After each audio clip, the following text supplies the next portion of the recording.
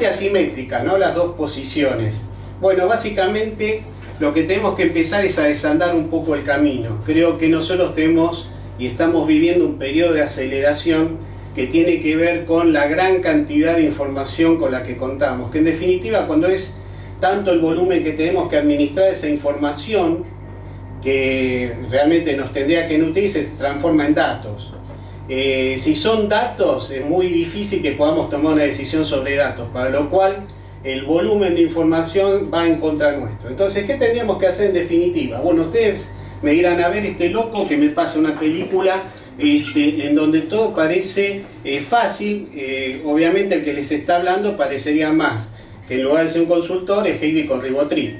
Y en realidad no es así. El mundo está hecho para que nosotros podamos desarrollarnos, podamos desempeñarnos y podamos lograr las metas que tenemos nosotros en la vida, que en definitiva tendrá que conducirnos a ser felices, poder estar el día de mañana con nuestros nietos y contarles las historias y las vivencias de nuestras vidas. Las nuevas que tengamos por desarrollar las dejaremos para los años que sigan a partir de ese momento, pero sí lo importante es que le podamos contar las anécdotas, las vivencias que tuvimos, las positivas y las negativas, que las negativas siempre con el tiempo se transforman en anécdotas también que vivimos con alegría. De la otra manera seguiremos contando el mismo cuento de Caperucita y el Lobo, Cenicienta, Blancanieves y los 7 enanitos. Siempre es mejor contarle a nuestros nietos, nuestros sobrinos, las historias propias, porque de esa manera es como vamos reforzando la tradición que por otro lado sí tenemos que tratar de salvaguardar, porque es lo único que nos puede llegar a sacar un gobierno que vive a veces de cuentos. ¿Qué podemos hacer nosotros para construir un futuro distinto? Desandar el camino.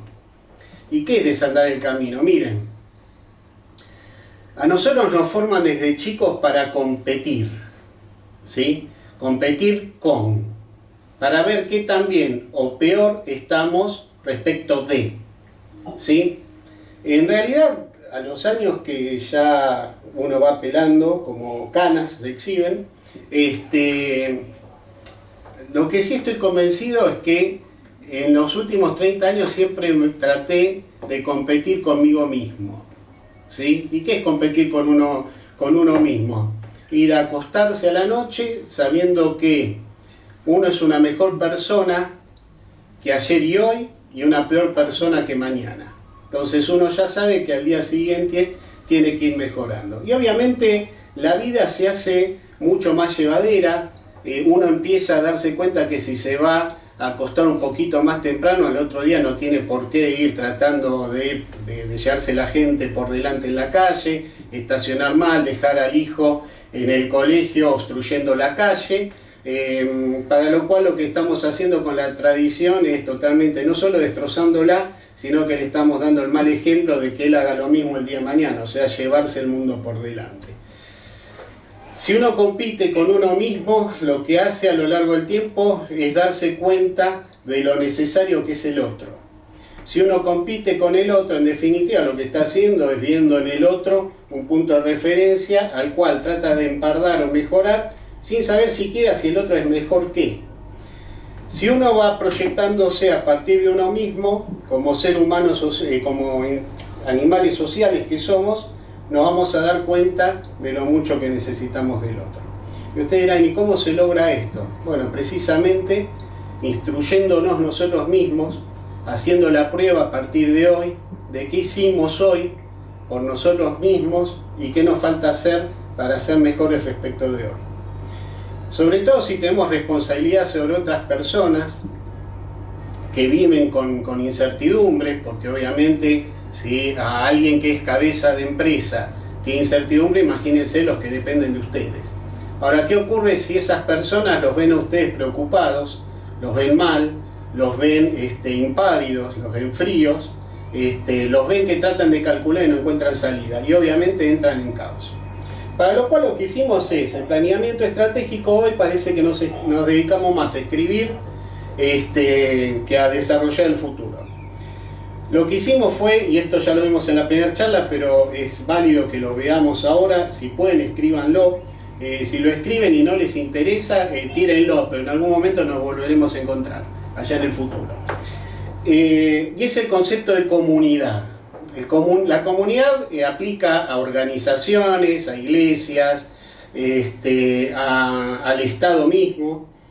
¿Y qué definimos hoy como organización para poder tratar de proyectar lo que viene atrás de lo que es la previsión, que es el ordenamiento, la coordinación, el control, los sistemas de gestión de calidad, el comercio exterior, etcétera, etcétera? Bueno, obviamente una buena definición que permita ver qué escollos tenemos hoy para poder salir adelante. Y bueno, organización, en el pasado decíamos que era la unión de dos o más personas que se reúnen con un fin determinado, una meta determinada. Bueno, si nos quedamos con eso, nos quedamos cortos. Vamos a decir que ahora una organización es una comunidad de personas que se reúnen con un fin determinado. Esa organización se va a desempeñar siempre en el borde del caos. Ese ambiente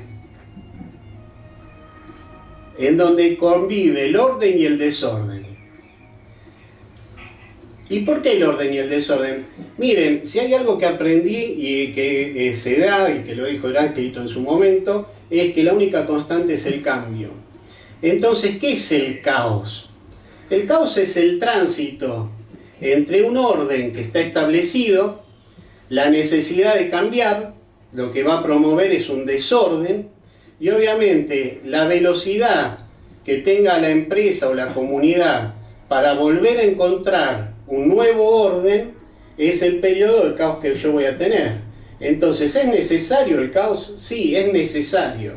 Ahora bien, lo que es importante es vivir en orden, porque hoy, si yo detecto que hay caos es porque precisamente me estoy saliendo del orden. Entonces, ¿qué hago? Voy a desarrollar, si es un Estado, nuevas leyes, ¿sí?, que van a ser más desafiantes que las que tenía porque producto de ese caos. Bien, ahora, ¿con eso alcanza? No. En ese ámbito, en donde nosotros tenemos orden, desorden, para volver al orden, o sea, el caos entre medio, gravitando entre el orden y el desorden, van a convivir dos fuerzas. Y esas fuerzas, ¿qué hacen? Pugnan por el control, ¿sí?, entre el orden y el desorden. ¿Y esas fuerzas qué son? Son las fuerzas progresivas y conservadoras. Con esto lo que estamos definiendo es, si nosotros quisiésemos plantear nuestro país de base cero, bueno, ese es el concepto por el cual tendremos que empezar. Ahora, ojo, que dije progresivas, no progresistas. Porque las fuerzas progresistas nos trajeron hasta acá, que no es libertad, es libertinaje. ¿Sí? Los progresistas, como fuerza social, lo que promueven es la libertad. Los progresivos lo que promueven es el desarrollo. Ojo con estas dos palabras, que las manejamos mal, ¿sí? Nosotros lo que necesitamos acá es gente que sea progresiva, no progresista. O la progresista, si sigue trabajando sobre la libertad, hasta acá llegamos, hablando con arrobas, ¿sí? Si le pregunto a alguien que me defina de qué manera yo incluyo a alguien, si tengo que decirle cómo se pronuncia arroba, señores, señoras, ¿cómo dejo a los señoros? Entonces, dejémonos de pavada y si queremos ser inclusivos, realmente empecemos a atender cuestiones que tienen que ver con las personas que tienen capacidades distintas, que en planeamiento estratégico todavía los seguimos denominando discapacitados. Y ustedes me dirán, y entonces no sos inclusivo. Sí, soy inclusivo, lo que pasa es que si incluyo a todos en el concepto y tengo a alguien que es distinto, cuando yo tengo una urgencia, ¿cómo lo trato? La pregunta es la siguiente. Si ustedes están en un edificio hoy y tienen gente en silla de ruedas y ese edificio tiene un incendio, una amenaza de bombas, ¿cómo le evacúan?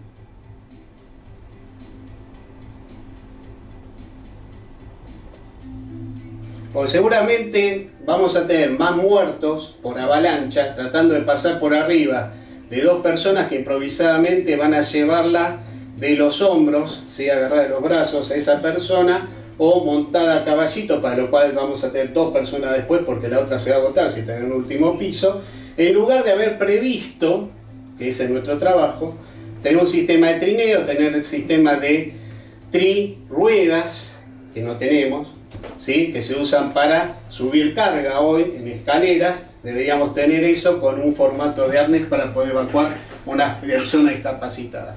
Voy a pensar distinto cuando vea el 80% de los CEOs en la compañía con personas discapacitadas como secretarias. Entonces, cuando hablamos de inclusión, tenemos que hablar de inclusión en serio. ¿Sí? Bien. Después, lo que es la cuestión dialéctica, realmente ya es penoso, a Dios gracias, esto de las diversidades, de los géneros, etcétera, etcétera. A ver, cada uno tiene la libertad de hacer de su relación, ¿sí? Con sus pares lo que... No lo compré, lo voy a comprar porque la hoy para mañana y ya mañana no voy a estar todo el día. Ah, perdón, ahí hay un teléfono, Sí, perdón, si lo pueden anular. Los auriculares que están bien en mi casita.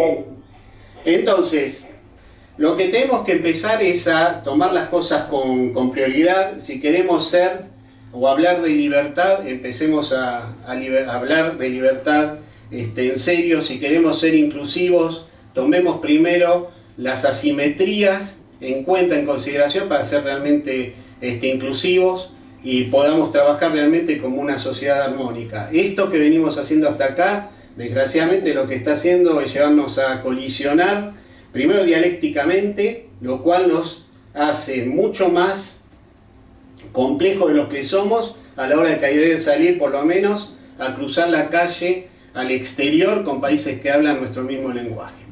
Bien, ¿y qué es planificar estratégicamente? Bueno, la verdad que no tendría ni que estar diciendo la definición, porque todos sabemos qué es planificar. Al menos, lo que les voy a pedir es que nos pongamos los pantalones cortos, volvamos para atrás cuando éramos chiquititos y respondámonos la siguiente pregunta.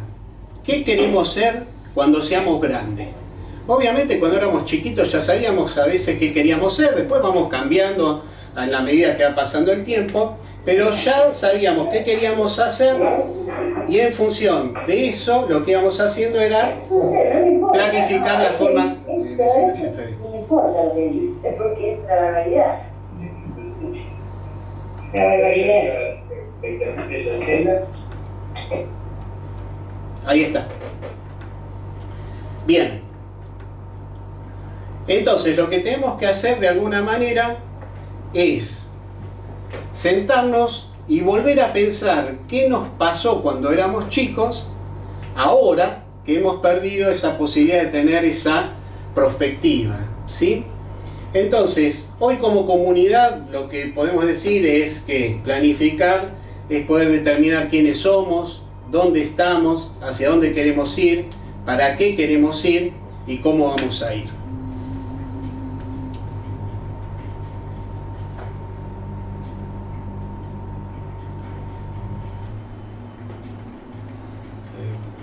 Pasame la próxima.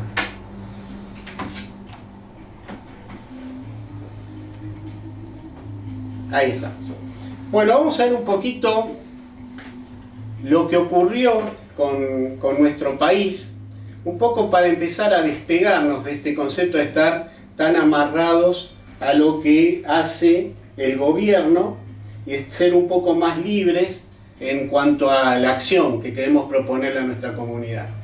Bueno, nosotros a lo largo de las últimas centurias hemos pasado por 4 revoluciones industriales. En 1784 sufrimos la primera, que es la primera revolución industrial. Empieza la mecanización, los talleres, el vapor, como instrumentos que empiezan a diferenciar lo que se producía anteriormente a ese periodo. En 1870 empieza la segunda revolución industrial, con la producción en serie, la línea de montaje, la energía eléctrica. En 1969 la tercera, la automatización, la electrónica y las computadoras. Y hoy día estamos ya sufriendo o viviendo o experimentando la 4.0. ¿Por qué yo digo sufriendo? Ahora vamos a ver por qué. Que es obviamente el área de Internet, sistemas, Big Data y la robótica. ¿Por qué digo sufriendo? Porque si nosotros nos paramos en Argentina, creo que la desviación, esto de estar tan atados a veces a lo que dice el gobierno, está dada en que nos hemos quedado en la tercera revolución industrial todavía. Y tiene que ver con dos aspectos fundamentales. En el año 1984, en lo que respecta al sindicalismo, voy a ver si lo encuentro,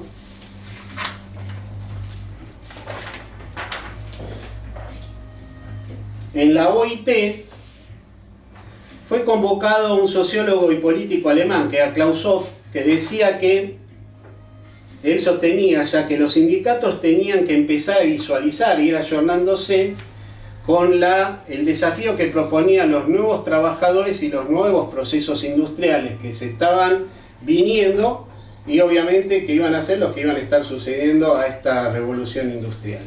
Obviamente desde ese momento, que lo tomo como referencia hasta acá, los sindicatos se han vuelto más que ayornarse, al menos en Argentina digo, ¿no?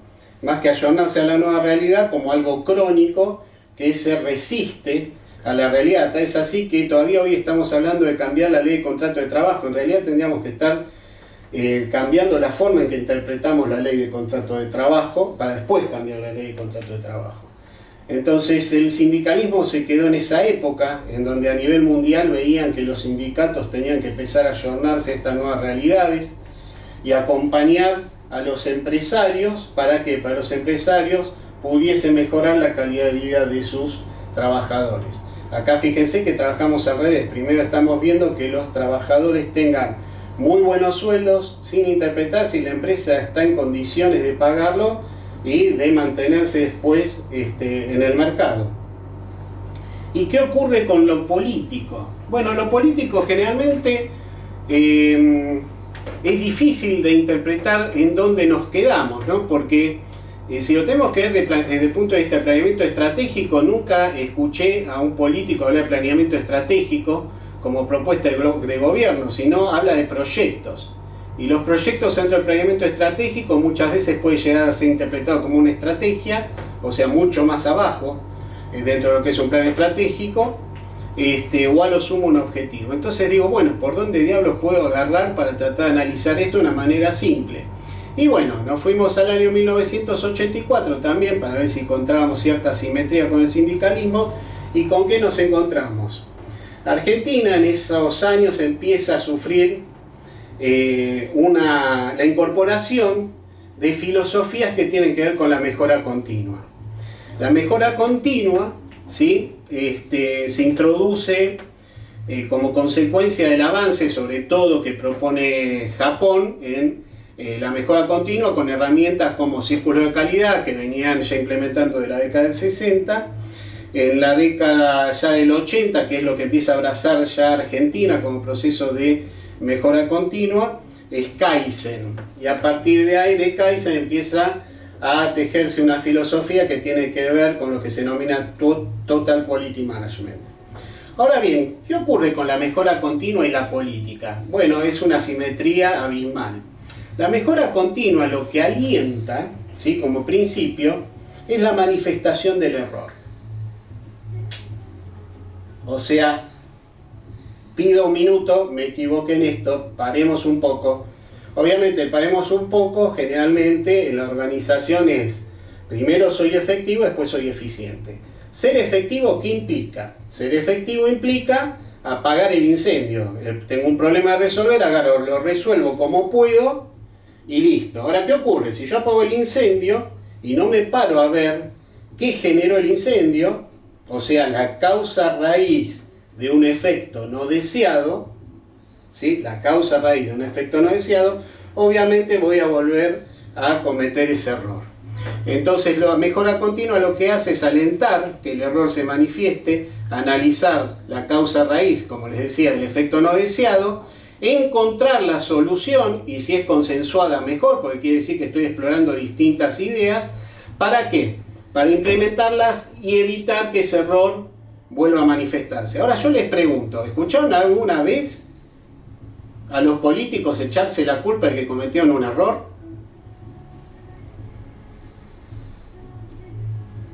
Entonces venimos perdiendo un poco de tiempo respecto de lo que debería ser la calidad, ¿sí?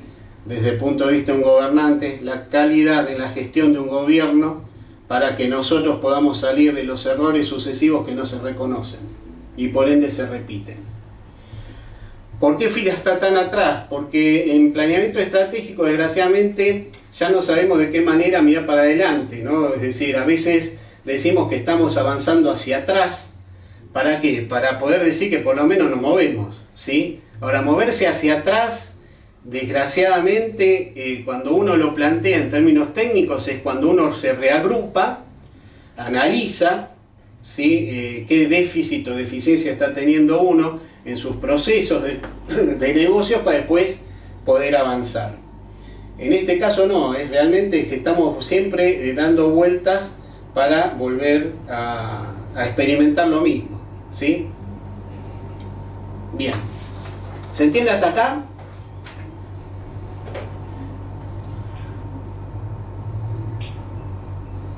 Desde el plano del management moderno, si ustedes se quieren posicionar en cómo se tratan hoy los problemas, se tienen que plantear los conceptos que tienen ustedes en los recuadros que están en verde arriba, ¿sí?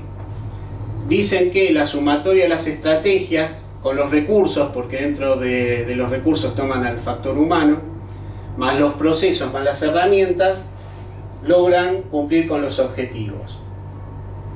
Y en realidad eso significa tener una visión cortoplacista, ¿sí? ¿Por qué? Porque cuando hablamos del management, acá estaríamos interpretando lo que experimenta una empresa multinacional que trabaja con objetivos puestos de la casa matriz, ¿sí? En donde ahí sí están trabajando sus planes estratégicos. Entonces, si nos trasladamos a lo que es una empresa nacional o a un departamento que quiera asumir responsabilidades de largo alcance, tendríamos que las estrategias fundarlas previamente con acuerdo de voluntades. Ahora vamos a estar hablando de los acuerdos de voluntades. El factor humano, contenerlo con formación. La formación no es ir a invertir dinero en cursos de management que da un tercero. Las organizaciones tienen que formar primero en sus procesos. O sea, primero empecemos por definir el mapa de procesos. Una vez que definimos el mapa de procesos, que sabemos cuáles son nuestros procesos de dirección, de realización y de apoyo, que son los que configuran la forma en que se va a relacionar la gente haciendo su trabajo, ¿sí? Eso lo vamos a estar viendo más adelante. Ahí estamos diciendo, uy, ¿qué necesidades tenemos de formación? Y las primeras en los procedimientos en donde la gente trabaja, para que pueda hacer mejor su trabajo, para que se pueda empoderar en su trabajo, para que puedan después ellos proponer cambios desafiantes en la manera de encararlos. Empiecen a generar valor, ¿sí?, al cliente. Cuando hablamos de recursos, uno dice, uy, bueno, ¿cuánto hay que invertir? En realidad tendríamos que empezar por optimizar los recursos, ¿sí? Hay pasos previos. En muchas de las empresas que nos han contratado en estos últimos 10 años de inversión, hemos logrado detectar que necesita muchísimo menos que optimización, ¿sí? Y la optimización, si realmente no tuvimos en consideración a la gente que previamente tuvo que estar formada, y hay muy poco para optimizar. Entonces vamos a tratar de tapar el déficit con recursos, con gente que va a seguir sin estar formada, para lo cual lo que vamos a estar haciendo es una inversión que no tiene sentido. Los procesos los tenemos que abrazar con mejora continua, esto que les comentaba anteriormente, para proponer mejoras a partir del error. Y las herramientas con lo que hoy nosotros denominamos requisitos y estándares de servicio. Con eso que vamos a estar cumpliendo, una quimera. ¿Y qué es una quimera? Una quimera es algo que parece imposible, ¿no? Algo que no podemos alcanzar. Y es realmente encontrarnos con nuestra visión. ¿Y qué es la visión? Es aquello que nosotros queremos alcanzar en algún momento, ¿sí? y que quizá nos pueda llegar a trascender. El día de mañana nosotros no estamos más a cargo de nuestras empresas y la gente sigue sabiendo qué hacer. Fíjense que quizá visto así uno dice, pero qué loco lo que dice este chico.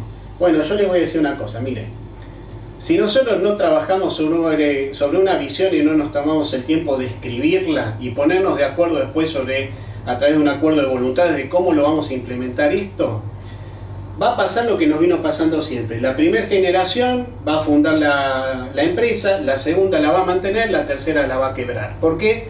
Porque obviamente no tenía proyección, ¿sí? Ahora bien, ¿qué ocurre si no tenemos estrategias o acuerdo de voluntades? Y vamos a sufrir tropiezos. Si no tenemos factor humano, y si lo tenemos y no lo formamos bien, lo que vamos a tener va a ser impotencia. Si nos faltan recursos, y obviamente los que tenemos no los optimizamos, vamos a tener frustración. Si los procesos están debilitados porque no estamos atendiendo la mejora continua, vamos a tener ineficiencia. Y si las herramientas que tenemos no empezamos a tratarlas dentro de la cadena cliente-proveedor interno, teniendo en cuenta los requisitos de cada actividad para poder transformarla después en estándares de servicio, que con la ayuda de la mejora continua van a ser estándares de calidad, muy difícilmente lleguemos al futuro. Futuro, o sea, más allá de cualquier gobierno.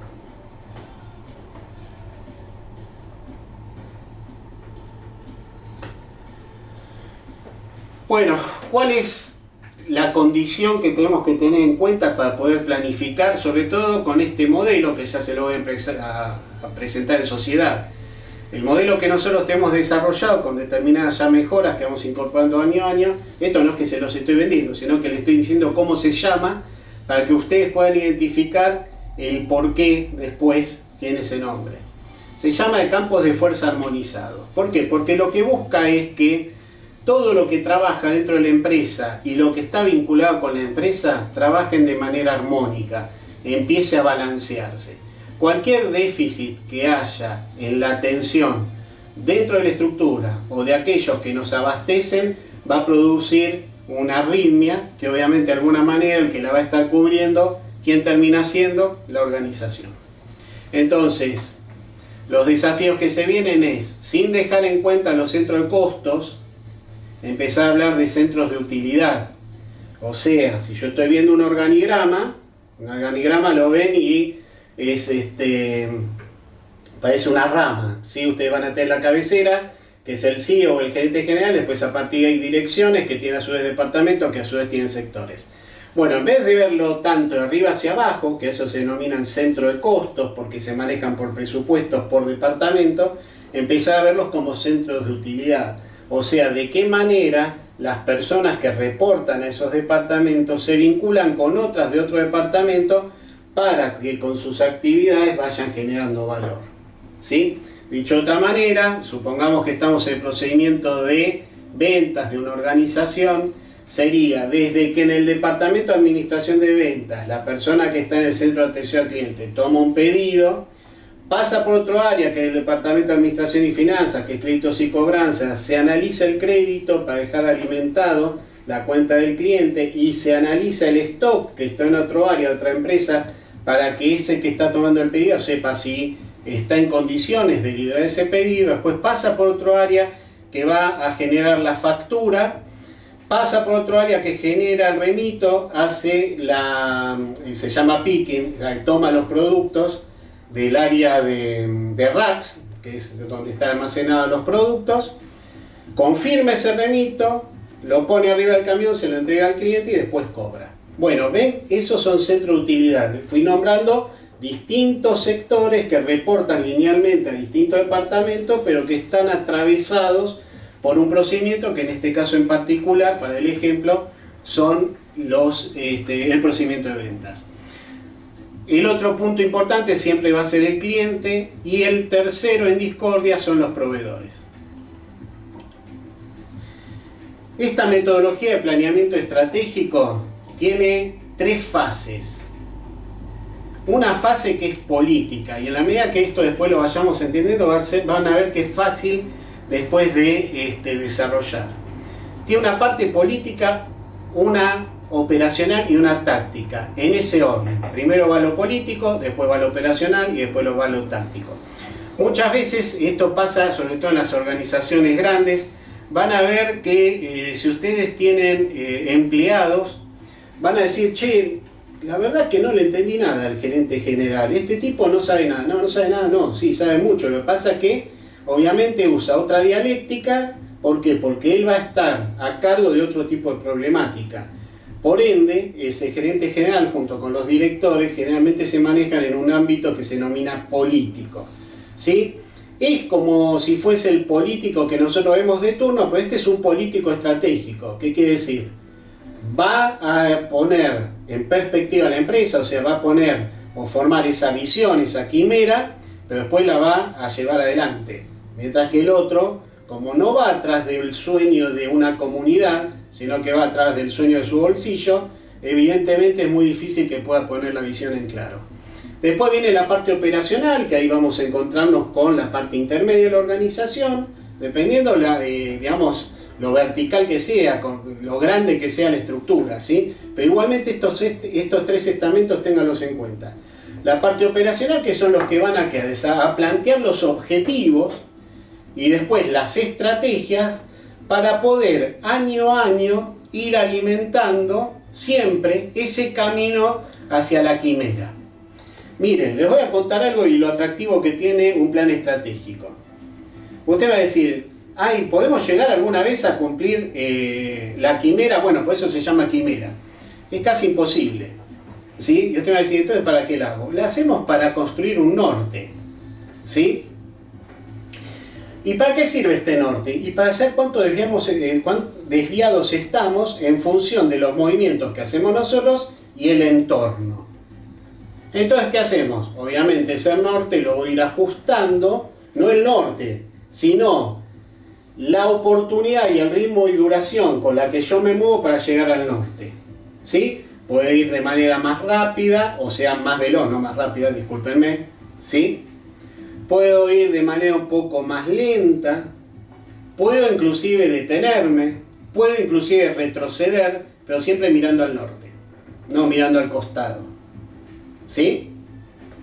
Y obviamente la parte táctica, que es la parte que ejecuta, obviamente los gerentes también van a estar ejecutando a su nivel, y la parte política, o sea, directores, CEO, si la empresa, insisto, es horizontal, esto también traten de respetarlo, ¿sí? A lo sumo pueden convivir y estar mucho más, digamos, más prácticos si la empresa es chica, para lo cual el dueño va a estar subiendo y bajando permanentemente. Lo importante acá es que diagramen muy bien los objetivos para bajar lo menos posible. Bueno, ¿y cómo se arma un plan estratégico? El plan estratégico tiene muchos pasitos, ¿sí? Pero son pasos que si nosotros los hacemos, estamos pensando, por lo menos cuando inician este tipo de actividad, a 5 años. Entonces, ¿vale la pena hacerlo? Y miren, si están poniendo un norte a 5 años, yo le diría, armar un plan le puede llegar a llevar, si la empresa es chica, 2 semanas, 1 semana. Si la empresa es grande, un poco más, ¿sí? De tiempo. Pero después se quedan tranquilos, porque lo que tienen que hacer es, en reuniones mensuales, ir viendo cómo esos objetivos se van cubriendo. ¿Con qué? No solo con el avance, o sea, no solo evaluando los resultados. Fíjense que en la dialéctica, cuando nosotros manejamos la empresa en función nada más de objetivos, lo que evaluamos son objetivos. A nosotros no nos queda claro cuando estamos viendo un plan estratégico que estamos evaluando resultados, no objetivos. O sea, el resultado de los objetivos. Y eso es importante en dialéctica, ¿sí? Entonces uno dice, bueno, la parte política, entonces, ¿cuál es? La que ven ahí. Vamos a sentarnos a armar una quimera, vamos a ver realmente qué nos une, o sea, qué nos motiva a levantarnos a las 6 de la mañana para ir todos los días al trabajo. Vamos a armar una declaración de voluntades, vamos a hacer una declaración de valores. ¿Para después qué? Para después, una vez que eso lo tenemos muy claro, vamos a armar recién los objetivos y las estrategias. Las estrategias en donde el tiempo se está conjugando entre la oportunidad, el ritmo y la duración. Después vamos a armar un plan de comunicación, o sea, qué reuniones nosotros tenemos que tener y qué tiempo deberíamos insumir para analizar el plan estratégico y otros temas que van a ser de interés. Después obviamente vamos a estar gravitando en las actividades, con eso que le decía, cómo vamos a medir el tiempo, la maniobra, de qué manera vamos a maniobrar en el mercado. Voy a ir de manera directa, indirecta. Si soy chiquitito no voy a ir de forma directa, o sea, ¿qué me voy a poner? A hacer una campaña de publicidad fuerte contra Coca-Cola y Pepsi y desaparezco antes de salir si yo vendo jugos. Entonces, generalmente ahí voy a definir maniobrar de manera indirecta, ¿sí? Después vamos a evaluar los resultados, hacer un análisis, obviamente, chequear las desviaciones y vamos a ver que para trabajar en armonía entran también dentro de nuestra consideración los proveedores y los clientes. Lo primero que tenemos que decir es que un plan estratégico sirve para promover la libertad de acción. Vieron que yo no hablé de progresistas en la definición de organización, porque la libertad de acción en realidad la promueve a una comunidad el hecho de conocer el entorno y las fricciones. ¿Qué es el entorno? El entorno significa poder evaluar en primer lugar a nuestros competidores. Si soy una escuela, las escuelas que yo tengo más próximas, si soy una industria, las industrias que son del mismo rubro, y ver generalmente cómo se mueven los competidores en cuanto, primero ver el mercado, la magnitud. Si yo definí un segmento determinado, un nicho determinado para mis productos o mis servicios, obviamente voy a buscar los que son similares a mi tamaño y determinar qué cantidad hay y qué porción del mercado tiene uno y yo cómo encajo adentro de ese, y si soy un emprendedor, dónde me voy a querer posicionar. La evolución de buenas prácticas es importante en el planeamiento estratégico, o sea, a ver, los competidores que tengo, ¿tienen buenas prácticas en manufactura? ¿Tienen proceso de mejora continua? ¿Están apuntando a un sistema de gestión de calidad? ¿Qué tendencias hay en precios? ¿Qué innovación ellos tienen? ¿Qué cobertura geográfica? ¿Qué demanda? ¿Qué actividades de publicidad y marketing? ¿Qué diferenciación yo tengo? Miren, me pasó algo cómico, ¿no? Con un cliente planifica estratégicamente. Como ya está avanzado en su relación con sus proveedores, o sea, tiene alianza ya estratégica con proveedores, hoy la competencia él no está abasteciendo al mercado. Y ellos están aprovechando a abastecer. O sea, uno que es chiquito, está en el mercado, ya sigue nutriendo al mercado.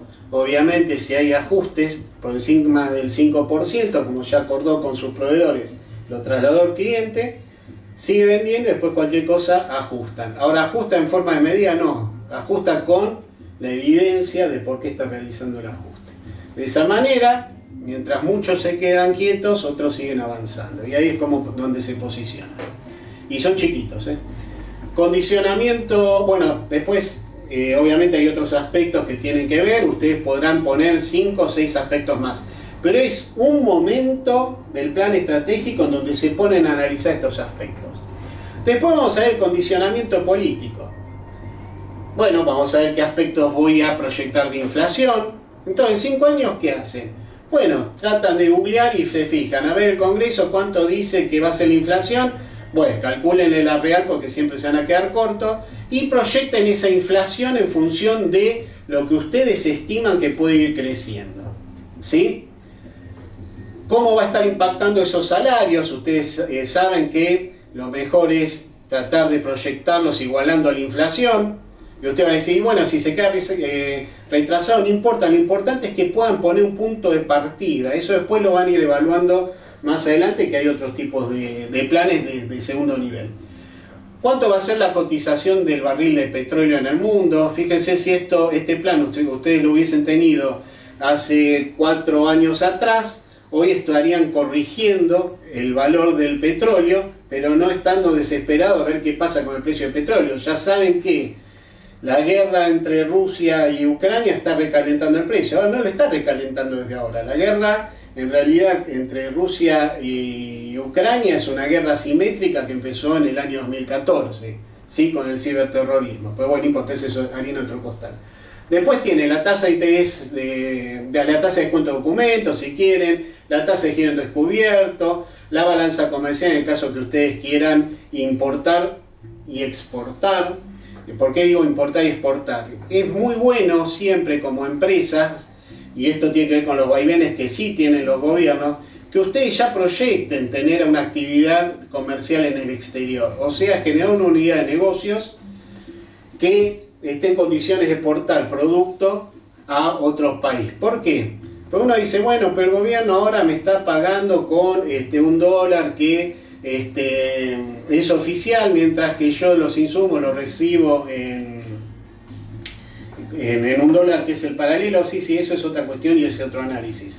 El tema es que cuando ustedes después quieren salir a exportar o quieren importar producto, ¿sí? Ustedes se van a encontrar con problemas hoy para importar. Bueno, ¿qué manera tienen de importar? Demostrándole al gobierno que tiene su propia balanza comercial, está casi en equilibrio, o que por lo menos están demostrándole al gobierno que ustedes están colaborando, ingresando divisas al país porque tienen su canal de exportación abierto. Siempre van a tener un pasito dado como para poder garantizarse la importación que en tanto necesitan después para el mercado local. ¿Ven? Son acciones que ustedes hacen directas, pero que tienen un fin indirecto después también. ¿Sí? Después, bueno, se analizan los acuerdos que hay regionales, hipótesis de conflicto. Nuestro país no tiene declaradas hipótesis de conflicto, craso error, ¿sí? Después en la órbita social, la desocupación, la delincuencia, la pobreza, la indigencia, y desde el punto de vista jurídico, obviamente el riesgo país. Como este país tiene restricciones éticas también, el nivel de corrupción, cómo está la justicia, ¿sí? Desde el punto de vista de debilidad, si hay miopía o no, si hay cobardía o no a la hora de tomar decisiones sobre acciones no éticas. Otra cosa que se analiza con cada vez más fuerza hoy son las fricciones. Las fricciones, ¿qué son? Son los condicionamientos que nos propone hoy el mundo, la naturaleza en algunos aspectos, en el ámbito de lo que es la parte meteorológica, inundaciones, sequías, sismos, terremotos, ciclones, maremotos, tsunamis, tornados, huracanes, erupciones volcánicas, condiciones geográficas, ¿sí? Nosotros estamos muy al sur del mundo, entonces es evidente que nuestro costo logístico, si somos ineficientes, cada vez se incrementa más. Cómo se comporta el terrorismo, el ciberterrorismo, las conmociones interiores, las crisis intergubernamentales, las crisis migratorias, cómo está impactando la crisis del agua, la crisis alimenticia, las pandemias y el condicionamiento logístico. El condicionamiento logístico, si nosotros lo hubiésemos tenido en cuenta en planes anteriores, un año atrás, 2 años atrás, ¿sí? Hoy hubiésemos previsto que hubiese pasado o cómo nos desviaríamos con la falta de gasoil si nosotros estamos manejando tránsitos al interior del país, por ejemplo. ¿Y esto por qué se los pongo? Así como tratamos de armarles una película en donde obviamente tomamos escenas de África, escenas de Europa, escenas de Singapur, de China con los monzones, en donde hay inundaciones, dije, vamos a forzar a ver si podemos hacer algo de Argentina. Bueno, ahí está. ¿Qué quiere decir? Capaz podemos estar viendo un chiquito de África tomando agua de un charco en medio del barro. Fíjense la tercera foto arriba, ¿sí? Están tomando de una canilla que no le sale casi agua. Nosotros seguimos teniendo desaparecidos en democracia, para lo cual estamos hablando de guerras asimétricas dentro del mismo país. Tenemos manifestaciones, piquetes que alteran el orden público, tenemos narcotráfico, ciberterrorismo, estamos luchando con las condiciones climáticas, tenemos inundaciones e incendios. Como si eso fuera poco, también tenemos dengue. Obviamente, una vez que nosotros podemos hacer un análisis de todos estos aspectos que tienen que ver con el entorno y las fricciones, la vamos a someter a lo que se denomina inteligencia. ¿Y qué es la inteligencia? La inteligencia opera igual que en el Estado, pero de esta manera debería ser eficiente. Y es analizar todos los datos que nosotros fuimos tomando de ese entorno y de las fricciones y ver de qué manera impactan en nuestra empresa. Esto lo voy a pasar rápido porque tiene que ver con, si quieren resumir de alguna manera, los datos que más nos sorprenden es cómo va evolucionando a nivel mundial los riesgos considerados, ¿sí?, por el World Economic Forum, de relevar a distintos empresarios referentes a nivel mundial, hacen una encuesta y determinan cuáles son los factores más críticos. Si se fijan, los primeros 3 puntos críticos tienen que ver con la condición ambiental, para lo cual en un plan estratégico dejar las fricciones afuera del análisis es casi contraproducente. Si ustedes me dicen, Gabriel, ¿cuáles son los riesgos más importantes que vos ves de acá al futuro? Primero, Japón. ¿Sí? Japón está montado entre tsunamis, terremotos, volcán, para lo cual todo hace prever que en el corto plazo pueda llegar a pasar algo. Después, países en donde ustedes estén comercializando con ciudades que estén cerca de cordilleras, llámese Andina, Alpes, Apeninos, etcétera, etcétera. ¿Por qué? Porque como están avanzando la temperatura, en la medida que se va incrementando, se producen caídas de masas de hielo. Eso obviamente si cae sobre alguna ciudad que está al pie de una montaña, generalmente la va a dejar sin operación, ¿sí? Entonces, esos aspectos son buenos considerarlos si ustedes van a entrar a tener relaciones con el exterior para no sufrir nada cruento. Lo mismo pasa con las importaciones. Si ustedes manejan importaciones y dicen, bueno, pero yo manejo importaciones de Holanda, no me va a pasar nada. Y si le entra en erupción un volcán de Islandia, ¿sí?, Holanda se va a quedar sin tránsito aéreo, para lo cual ustedes deberían tener ya un tránsito interno hasta Italia para poder evacuar productos, si son críticos, por vía aérea desde ese país, ¿sí? Todo esto que le digo, usted me va a decir, pero eso es imposible. Bueno, a mí me tocó hacerlo en su momento y sufrí las inclemencias de los volcanes que entraron en erupción en Islandia y lo terminamos evacuando por Italia. Es decir, todo lo que le digo es porque realmente, si uno lo planifica, no lo sorprende tanto. Es más, van a tener siempre la posibilidad de tener una alternativa presente. Argentina, lo que... Bueno, ya esto casi es como que se está dando, ¿no? Pero si me preguntan, esto en realidad es un análisis que hicimos hace 2 años, si no mal lo recuerdo. Las pandemias, bueno, hay alguien por ahí que el otro día me estaba haciendo recordar que era un loco en ese momento, pues estaba hablando de esto. Esto fue en el año 2019, ahora recuerdo. Hablamos ya de la pandemia, lo pusimos sobre la mesa, esta probabilidad, y bueno, pasó unos meses más tarde. ¿Y por qué es importante esto? Bueno, los planes estratégicos hoy entran dentro de lo que se denomina la posibilidad de analizar el riesgo de que las cosas ocurran y de qué manera nosotros estamos preparados para poder enfrentarlas y salir airosos. Entonces, acá lo que les recomiendo, lo que es análisis de riesgo, siempre tiene una complejidad, va a haber muchos libros dando vuelta. Ustedes evalúen de 1 a 5 cómo le impactaría si pasa algo en su operación. Entonces ustedes van a decir, bueno, y más o menos, ahí sí pueden usar el más o menos metro. ¿Por qué? Porque el plan estratégico como concepto es algo controvertido, ¿sí? Está para debatir, es algo que llama al debate. Entonces acá pueden usar el del más o menos metro. Entonces ustedes van a decir, y acá estoy un 3, y acá estoy un 4, acá estoy un 2, acá estoy un 1, y tomen siempre como premisa que aquello que está por debajo de 4, que ustedes evaluaron por debajo de 4, ¿qué acción deberían tener o implementar en caso de que eso suceda? Es mucho más fácil, el camino hacia lo que es la implementación de un plan estratégico se les hace mucho más amigable. Entonces, si a ustedes les da entre 3 y 5, muévanse. Si están entre 1 y 2, no les digo que se queden parados. Reagrupen las fuerzas y replanteen o analicen bien si los objetivos que tienen planteados vale la pena enfrentarlos o es mejor modificarlos, ¿sí?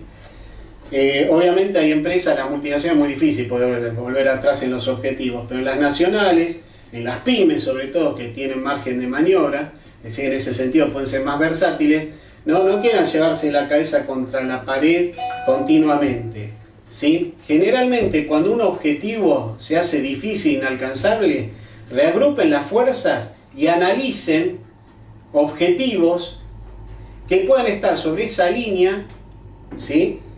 Y que los estén poniendo, o que mejor dicho, que los puedan poner en tiempo por delante de ese.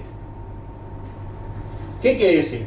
Si yo veo un objetivo que es muy difícil, seguramente si me pongo tranquilo a analizar, o sea, me saco el gobierno de la cabeza y me pongo a pensar en lo que yo tengo que hacer, presidente de mi empresa, presidente de la nación, de mi estado, digo, para, tranquilo, a ver, este objetivo en realidad, ¿lo quiero alcanzar? Sí. Está bien, pero lo estoy forzando demasiado, me estoy estresando. Analicemos si no nos estamos comiendo una etapa previa a ese objetivo que nos haga más amigable el tránsito para poder llegar. Ahora, ¿esto por qué lo puedo hacer? Porque es evidente que estoy pensando a largo alcance. Si yo estoy pensando en un objetivo y sí, voy, y entonces cada vez me vuelvo más loco porque no estoy llegando, le voy a meter más recursos, más fuerza, más presión a la gente para tratar de lograrlo. Cuando llegué a fin de año quizá no lo logré. Y encima, para peor, otro fue por un objetivo menos ambicioso y me ganó esa porción de mercado, o mejoró sus procesos, o fue más ágil, mejoró su cadena de logística, o aprovechó y entrenó a su gente para que cuando el mercado se abre, yo estoy picando en punta. ¿Sí?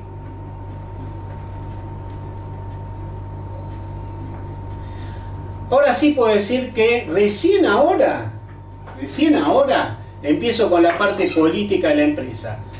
Entorno, fricciones, ahí tengo miedo, o sea, se me genera la incertidumbre, meto la inteligencia laboral. ¿La inteligencia qué es? Es en función de estos puntos, cuál realmente me están impactando mal, los que me están impactando mal, que califiqué con esa notita, con el manómetro.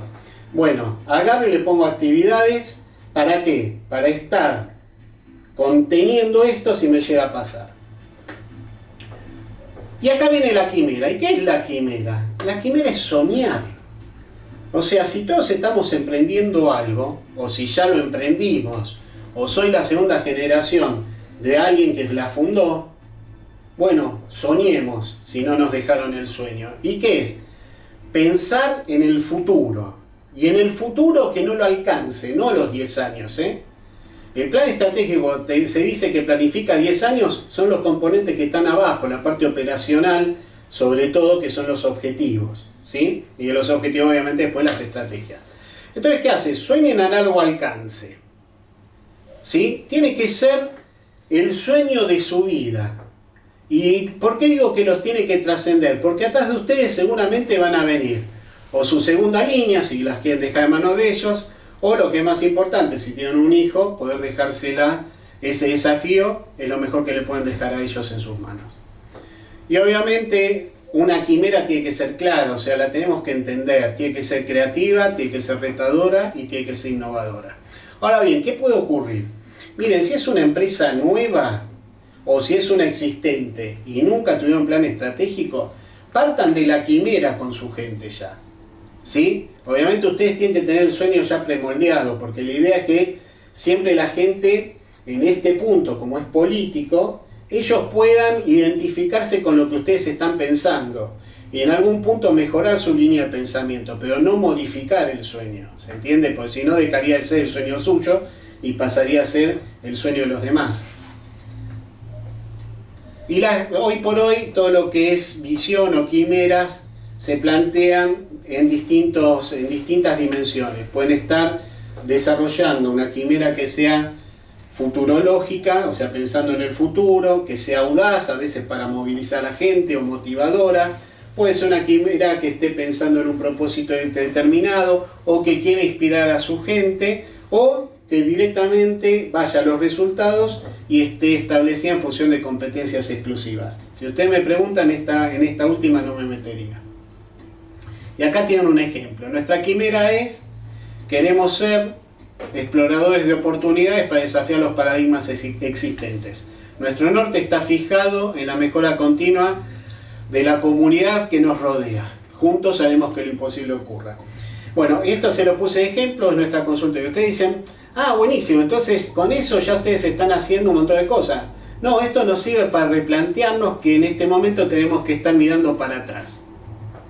Pero un plan estratégico no mira para adelante. Sí, como mira para adelante, también tengo que estar mirando por qué no estoy avanzando. Vieron que se lo dije, ¿por qué el plan estratégico me está diciendo que estoy avanzando para atrás? Bueno, hoy nos damos cuenta que, desde hace un tiempo, que hay un déficit muy grande entre lo que es los planes educativos de segundo nivel de la secundaria y el ámbito laboral. Entonces, lo que estamos haciendo es trabajando ya con determinadas escuelas, a ver si podemos, mediante esta iniciativa, dar un programa de formación temprana en management a los estudiantes de la secundaria.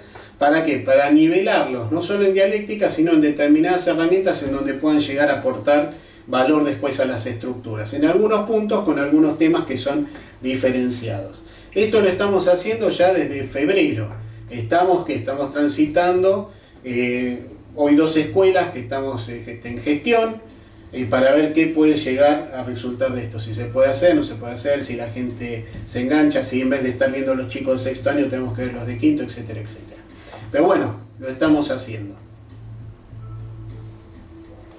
El segundo punto de un plan estratégico, y acá sí tiene que estar toda la comunidad comprometida, es hacer una pequeña encuesta dentro de la estructura para poder explorar qué es lo que lleva a la gente a venir a trabajar, qué es lo que los motiva.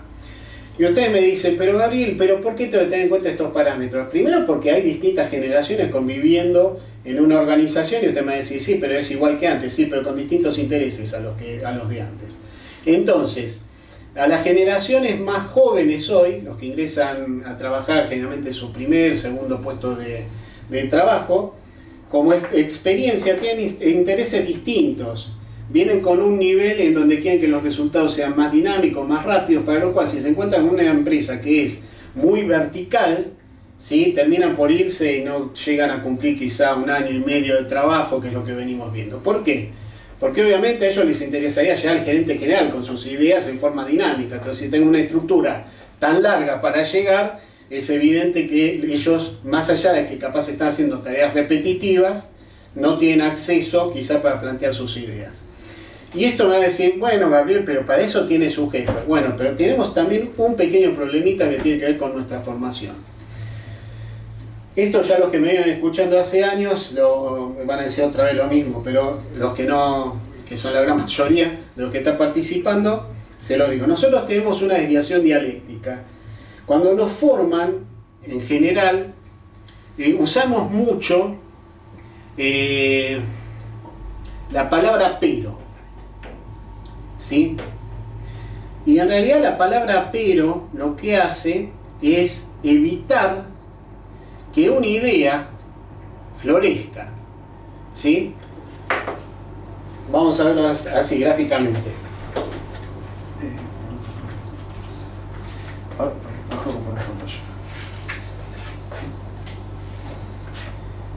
El pero, una persona que lleva una idea, ¿sí?, está viendo esto cuando se la plantean y ustedes le dicen pero. ¿Por qué? Pues está viendo en su subconsciente algo que es adversario o adverso o inverso a lo que ellos están proponiendo. O sea, que ustedes le están anteponiendo su idea a la idea que tiene él. O sea, de alguna manera se siente descalificado. El pero, de hecho, según la regla de la Academia Española, es una conjunción adversativa. ¿Cuánto usamos el aunque?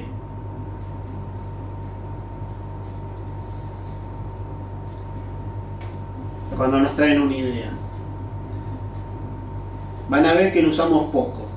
Ahora, el aunque, sin embargo, según la misma academia, es una conjunción concesiva, perdón, ¿no?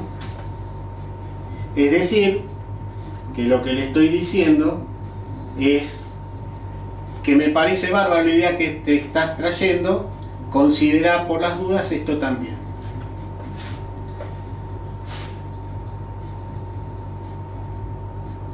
Y si en lugar de usar el pero o el aunque usamos el y, lo que le estoy diciendo es que estoy generando valor a tu idea a través de la i, que es una conjunción de características copulativas, ¿sí?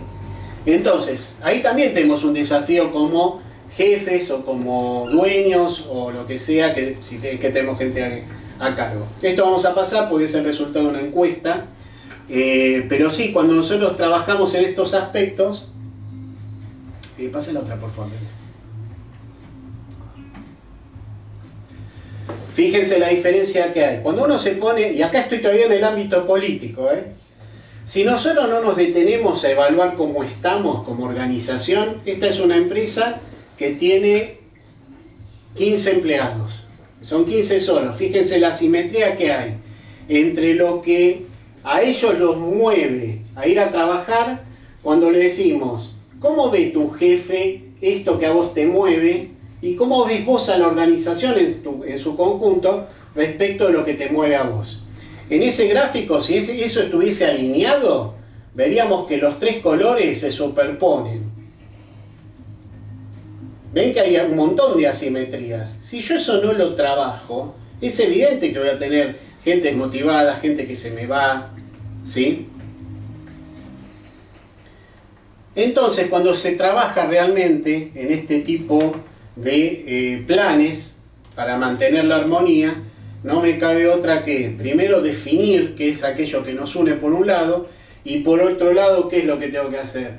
Establecer donde yo tengo asimetrías, esas diferencias que veíamos en los colorcitos entre uno y otro, ¿sí? En poner ¿qué? Objetivos. Objetivos para cortar esa asimetría, para que los colores se me unan, se me fundan, si es posible. Entonces, dentro de mi plan estratégico voy a poner estos objetivos que nosotros denominamos primarios. ¿Por qué primarios? Y porque si no los atiendo, se me va la gente, tengo que pasar por el proceso de selección de personal, tengo que volver a capacitar al personal, lo tengo que poner en funciones para darme cuenta dentro de un año que se me vuelve a ir porque no tuve en cuenta el objetivo primario. Después que va a venir en la parte política, la declaración de voluntades. Miren, ¿por qué trabajamos sobre este concepto? Uno dice, pero pará, vos el lineamiento que vos estás llevando, después de la visión, si yo sigo con una metodología convencional, viene la misión. Bueno, eso es un error que nosotros cometemos cuando copiamos metodología del ámbito militar mal. La misión en el ámbito militar es el objetivo, ¿sí? Para lo cual está lejos de estar ahí arriba en la parte política. Entonces, ¿qué viene a ayudarme con este concepto años más tarde? Las normas ISO 9000 versión 2015, en donde me dicen, muchachos, pongan una política de calidad. Bueno, la política de calidad pónganla arriba, porque eso es la voluntad política de toda la comunidad. Entonces, después de la quimera, lo que tengo que hacer es definir una declaración de voluntades. ¿Y qué es una declaración de voluntades? Decir de qué manera, con el equipo que yo tengo, y con la vocación de servicio que tengo con mi equipo, que ya evaluó inclusive en la encuesta, voy a llegar a esa quimera. Para lo cual le voy a tener que poner un atributo, un propósito, las características de mi equipo, el respeto que yo voy a seguir como comunidad, el grado de atención al cliente y la forma de alcanzar cada aspecto señalado. ¿Qué quiere decir esto? Por ejemplo, acá hay uno. Para cumplir nuestra quimera, nos mantendremos actualizados sabiendo discriminar entre moda y tendencia en management. Aseguraremos nuestra meta con un equipo políticamente incorrecto cuando nuestra dialéctica ponga en juego nuestros principios y nuestros valores. Cumpliremos nuestro compromiso teniendo como norte a nuestro código de conducta social. Trabajaremos constantemente en lograr sorprender a nuestros clientes mediante el desarrollo de soluciones concretas. Y estos aspectos lo lograremos gracias a que elegiremos, siempre hacer las cosas bien en lugar de fácil. Bueno, fíjense que esto sigue siendo de alguna manera etéreo, pero ya baja un poco más a tierra ese concepto quimérico, ¿sí? De ser un explorador de desafíos, ¿sí? ¿Con qué equipo lo vamos a lograr? ¿Cómo vamos a lograr cubrir esos desafíos? con un equipo que sea políticamente incorrecto si lo que está en juego son los principios y los valores. ¿Y por qué? Porque si es políticamente correcto, algo bueno debe estar dejando de hacer. Lo segundo que hace es diferencia entre lo que está bien y lo que es fácil. ¿Sí? Porque es bueno hacer las cosas bien y simple. Ahora, bien y fácil, generalmente muy bien no se lleva. Después, ¿qué vamos a hacer? Si es una empresa local, trata de trabajar con los valores. Los valores en una comunidad, sobre todo en Argentina, se dividen en 3 tipos: de gestión, sensitivos y éticos. Los que tienen que ver con la parte sensitiva, que son los que más afectan a las organizaciones, tienen que ver con que la persona se vea aceptada, adorada, el afecto, la alegría, el alivio, la amistad, el amor, ¿sí? Todos aquellos aspectos que muchas veces la empresa podría traer los objetivos, se los lleva por delante. Pero ¿qué va a pasar? Tengan en cuenta que los valores son aquello que nos identifica, es lo único que nadie nos puede sacar, tiene que ver con nuestra tradición, nuestros principios. Entonces, le tenemos que dar mucha importancia a esto, para lo cual, cuando van a trabajar sobre los valores, traten de que la gente ponga su valor. Después, si es una empresa grande, traten de tabularlo para reducir la cantidad de valores, porque si no van a tener 530 y en realidad no deberían superar los 7, 8. Después defínanlos, pidan que la gente lo defina, pero que lo defina en función de lo que para ellos es ese valor. ¿Por qué? Porque capaz van al diccionario y no es exactamente eso.